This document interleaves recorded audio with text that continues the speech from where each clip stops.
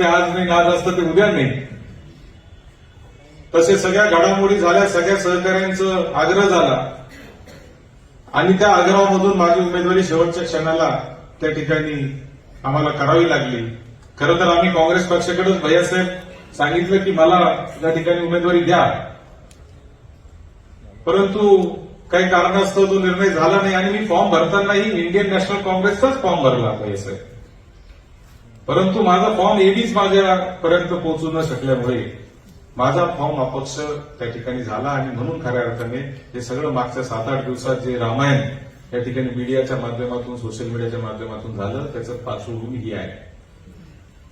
भैयांचे आणि आमचे आता जवळजवळ 3ऱ्या पिढीचे संबंध आहे. आमच्या वडिलांवर, आमच्या आईवर, आमच्या पूर्ण परिवारावर, आमचे मामा बाळासाहेब थोरातांवर, सगळ्यांवर मोठ्या दादांनी देखील फार प्रेम त्या ठिकाणी केलं.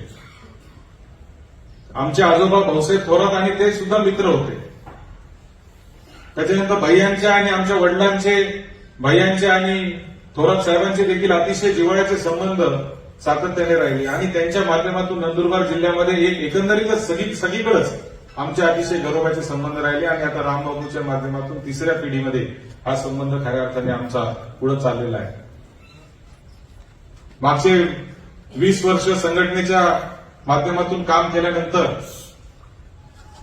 आता कुठेतरी एखाद्या मोठ्या व्यासपीठावर जाऊन आपले हे म्हणणं मांडलं पाहिजे, आपले विचार जे आहेत ते मोठ्या व्यासपीठावर मांडण्याची संधी मिळाली पाहिजे, त्याच्यातून आपण प्रश्न सोडवण्याची संधी मिळाली पाहिजे. या हेतूने खऱ्या अर्थाने ही निवडणूक आम्ही या ठिकाणी लढत आहे. भैयासाहेब, मी तुम्हाला सांगतो की नंदुरबार जिल्ह्यामध्ये 19,000च्या दरम्यान मतदान आहे. आमच्या जिल्ह्यामध्ये 1,20,000च्या दरम्यान मतदान आहे. आमच्या एकट्या संगमनेर तालुक्यामध्ये 32,000 मतदान आहे. आमच्या शेजारच्या अकोले तालुक्यामध्ये जवळजवळ 8,500-9,000 मतदान आहे. श्रीरामपूरमध्ये जवळजवळ 9,000 मतदान आहे. सिन्नरमध्ये जवळजवळ 9,000 मतदान आहे. राहता आमचा जो शेजारचा तालुका 15,000 मतदान आहे.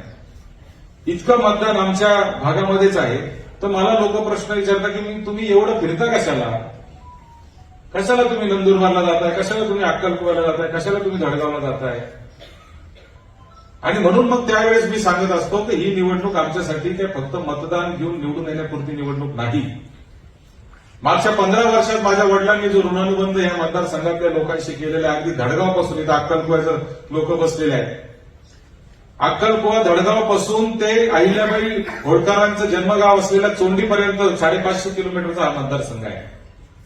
आणि या मतदारसंघातल्या प्रत्येक माणसाशी ऋणानुबंध तयार करण्याचं, त्याच्याशी जिव्हाळ्याचे संबंध तयार करण्याचं काम माझ्या वडिलांनी केलेलं आहे. आणि म्हणून ही निवडणुकीपुरता आम्ही आपल्यापर्यंत आलेलो नाही, मतं मागण्यापुरता आलेलो नाही, तर हा ऋणानुबंध असाच पुढे चालू राहिला पाहिजे या उद्देशाने आम्ही खऱ्या राजकारण, समाजकारण, शेती, उद्योग, गुन्हेगारी यातील नवनवीन घडामोडींसाठी आजच हिंदवी न्यूजला सबस्क्राईब करा आणि बेल आयकॉनवर क्लिक करायला विसरू नका. महाराष्ट्रातील एकमेव निपक्षपाती चॅनल म्हणजे हिंदवी न्यूज, सर्वसामान्यांच्या न्याय हक्कासाठी.